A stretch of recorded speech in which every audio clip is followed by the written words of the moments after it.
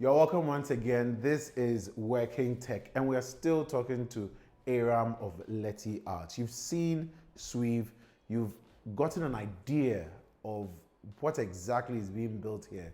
But we are in Eyram's office, and I just want you to take a quick look at his office. This is an incredible space, man. Thank you. No, I like your office. I wish this was my office. I love it here.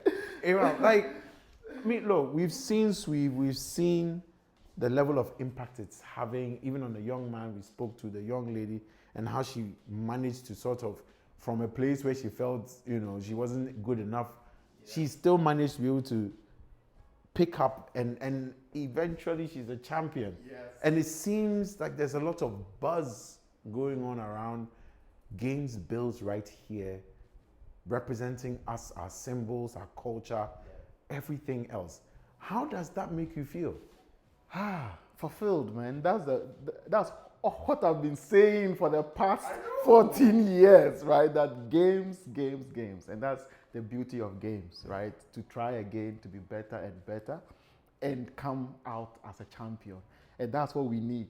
We need for our ecosystem, and that's what I've been championing for all these years. Yeah. And I think now I'm consciously putting it into academia as well. So I'm writing academic papers based on what gaming is doing for the African ecosystem.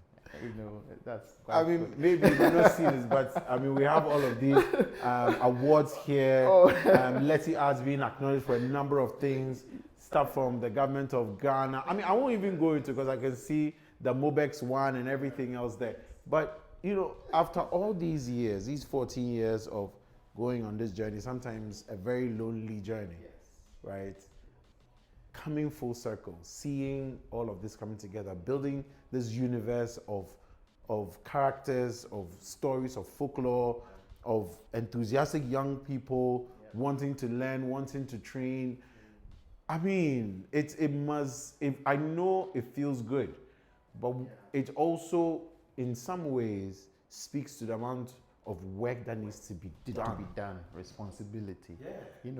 And that is what scares me every day. So my prayer always to God is, look, never make me stop dreaming and keeping up and inspiring, because the African ecosystem, the gaming ecosystem, is really growing and big things are happening. And we've been here telling stories, and we were able to get a chance to work on a Ghanaian character with Riot Games in their game Valorant, right?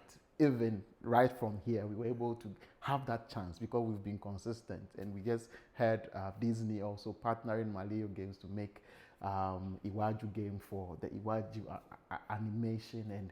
And we've made, all these are huge success stories that we need to celebrate, because gaming is the future. I remember when you play my interviews back, it's the same message.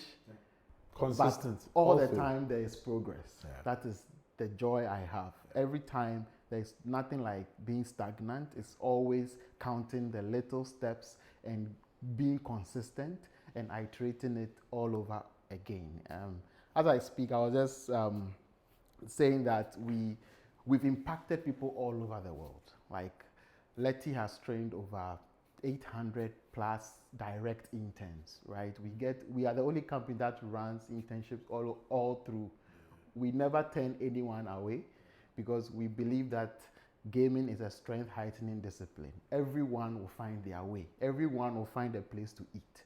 And recently I started teaching game design at Ashesi University, and as an elective, and the students, even how the students excelled in that subject, shows how gaming can transform education, even if adapted in higher level education as well, right? So we are doing all these things gradually, but it's actually making impact and now becoming mainstream now that it's in the universities, and we want to bring it into our high schools and basic schools as well.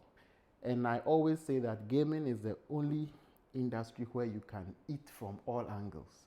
You can eat from playing it, so you can hear esports, people who are playing games competitively and eating from it. Right now, we want to make it more localized, so people playing our local esports games. That's how you heard about Swive being played competitively. Then you have those making it. So those making it, you can also eat from there as well. Yeah. Programmer can eat, musicians can eat, lawyers can eat, presenters can eat, journalists interviewing can eat from it as well, right? And then you have those who publish the game. So you pick the game after development and then you publish it. They too, they eat through licensing and all that, right? And when the game becomes successful, it becomes a movie, like Angry Birds, from game to movie, or movie to game. Everything else that rolls out from the comics. Like you can see our comics, merchandising. On our new website, you can see we have a whole new branded website with different departments. So that is what we are communicating, and now we are at the point of scale. Right. The goal for Leti now is to develop successful IPs. Like that's why we've built quality from quality, like Swive, Puzzle right Scout, from the base. Africa, right from the base. Yeah. Now we are at the point where games have to become successful.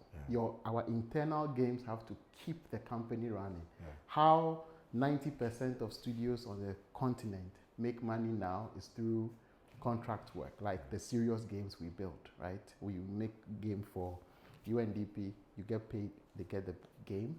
However, our games for internal games need to now start generating the revenues in terms of business models. And so it's I think that's where I want us to send the conversation, right? Yeah. It's very, very clear that what you're building here clearly requires so much more. Like you said, there is a conversation around scaling that needs to happen. Yeah. And I'm not sure if the requisite funding for that level of scaling is available as we speak today. Okay. Because clearly it's very capital intensive. Yes. There is a certain level of human capital that is also required to make something like that possible. Yeah. How are you able to make that a reality? Because I don't know if you have all the pieces of the puzzle together. It's still a problem. It's still a problem in terms of funding. Yeah. However, the landscape is changing. But as you can see, gaming is a very capital-intensive, very industry, right? Capital-intensive industry, and even keeping up till this far, we can say is God and passion, right? Yeah, because the passion has never dwindled, and I can say that it is what my purpose is. It's reiterated with every day until a Korean kid in a village somewhere in Korea draws Anansi and aspires to be Anansi. We are not stopping. It's a political movement for us, right? And we want, the funding is there, but it's just that investors don't understand the gaming ecosystem. And this is local investors. Local, as in Africa and Ghana for that matter, right? Moreover, too, we are building on potential market, not existing market. If you come and tell me, show traction, like we built an industry from scratch. It is huge in the West. The gaming industry is bigger than the movie and the music industry combined. And they just added sports. So it's bigger than the movie, music plus sports combined, right? Because when esports joins, the gaming industry is bigger. Yeah. Yet, Africa has over 1 billion people, right? And we still contribute less than 1% of the $300 billion global revenue. Currently, at least we have some statistics from Google and Newzoo telling us that people are spending, like last year, gaming revenues, $40 million from Ghana. None of that came into my pocket. Yeah. All is going into foreign games. Yeah. Yet some people are paying. So, but we are still competing with the quality of the games that is out there. Outside, people have gaming courses till master's, doctorate level. In Africa, no university has it until recently, like Wits University has it, and recently actually adopting it as an elective, which is graded under computer science. But we want department, we want universities, which is still my vision though. STEAM Academy, I'm looking at it for that's where I want it to go, like to become a whole university till doctorate or level. And academia should also come on board to solidify the industry. So what I'm doing now with other academics is writing academic papers of our experience, right? So I've published about 2 papers now, and also published in some books. I wrote some book chapters. I'm writing more. I'm also doing a technical book myself. So since I launched my personal book, which I'm doing a 2nd edition, I'm doing a technical book now, like game design book. Game design book. Yeah, using my own methods and experience. Because sometimes that is where I think a bit of that conversation is lost. It's lost. Buildings, because you have yourself and the rest of the team have built an industry from scratch. It is not the same. Yes, you will pick learnings, but it is absolutely not the same. The terrain is different, the experience is different, the stakeholders are different, the way they interact, everything is different, and you've built it from scratch. And so, yes, I do understand why it's important to document it from both a storytelling point of view, also from a technical point of view, and the business point of view, so that investors will now be comfortable, right? Investors can now have data for their ecosystem, so that if a Ghanaian investor has $1 million and wants to invest, will not be looking at agri, like the usual suspects, agri, health, and all that. Gaming cuts across all that. So you can either invest in an IP or invest in a gamification or a movie initiative. So we are in the creative art space. You know, gaming is both creative and technical. So we speak STEAM, right? If you go to extreme tech, gaming cuts it. If you go to extreme creativity, gaming cuts it. So we are the glue. So it's an industry that is of the future. So any investor, like currently, like imagine if we had capital injected into what we do, we would have scaled heavily to experiment. So an investor in the gaming industry in Africa has to have enough cash to test it out, because Africa is working with potential market, right? Not like existing market. We are using the idea of Africa consuming movies, data. So we are like saying, oh, these people listen to music, so they may.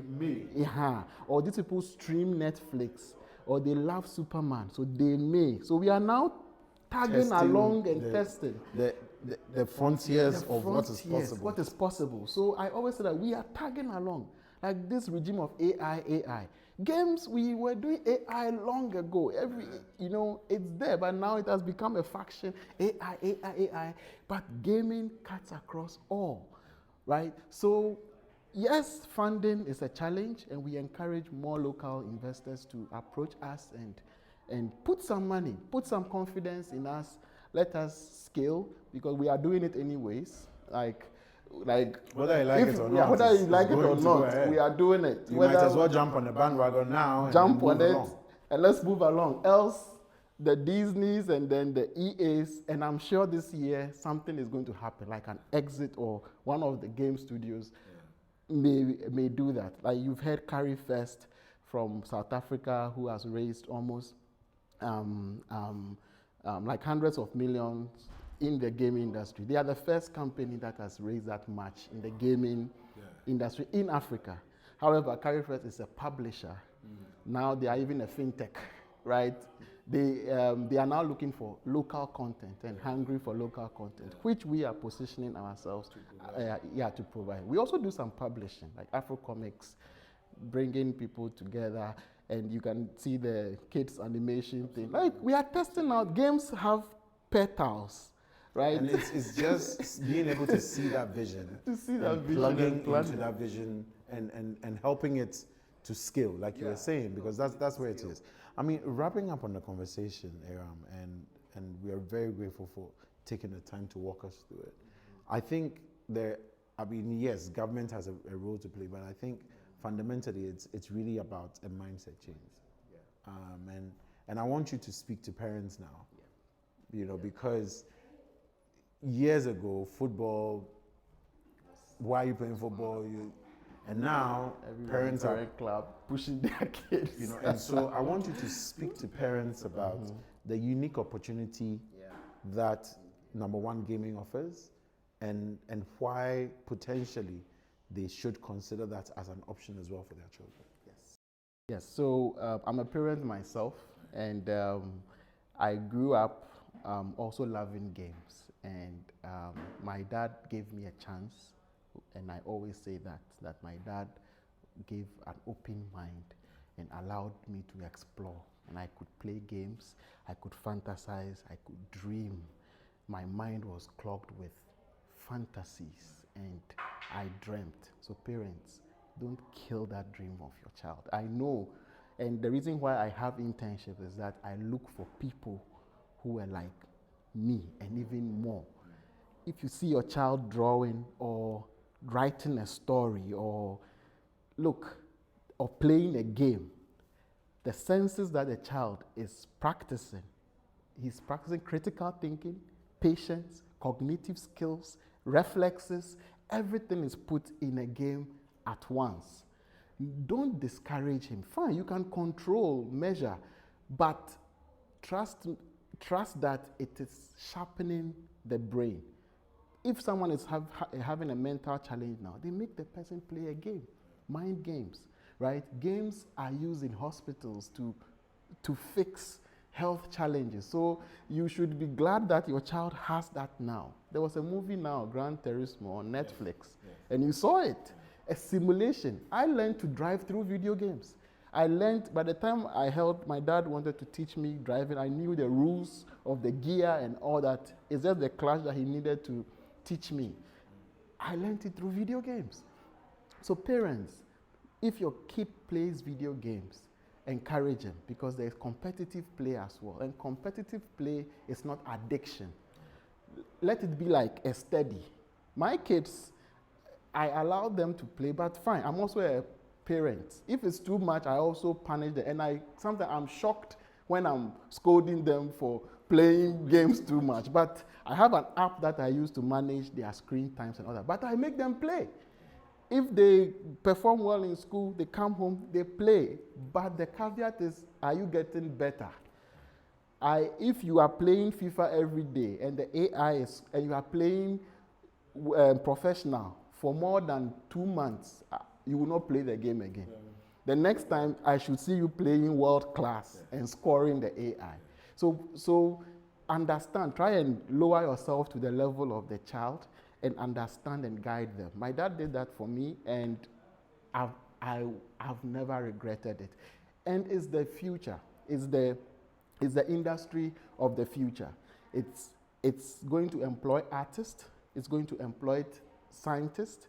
I say that gaming is the glue to solve our unemployment problems on the African continent, because it brings the virtual world into our world. So as a parent, train your child. When they are writing stories, know that the gaming industry can employ them as a narrative designer.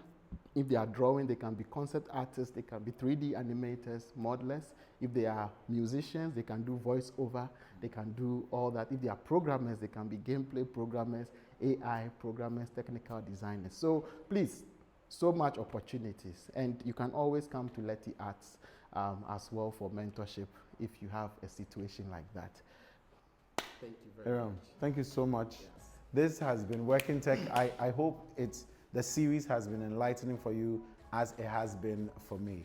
Gameplay has always been there. It's here to stay. Yeah. The added advantage now is that we have a unique opportunity to leapfrog and basically provide something else apart from what we are used to in terms of elevating our status, putting our kids to the very next level, putting the next generation and giving them a stepping stone to be able to get to the next stage. This has been Working Tech.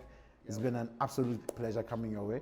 And also you should go to our website, letiarts.com, and check out what we have there. We have cool merchandise and we have our games, Puzzle Scout, Africa's Legends, and Sweeve. please download them and play, because we need the downloads and the plays.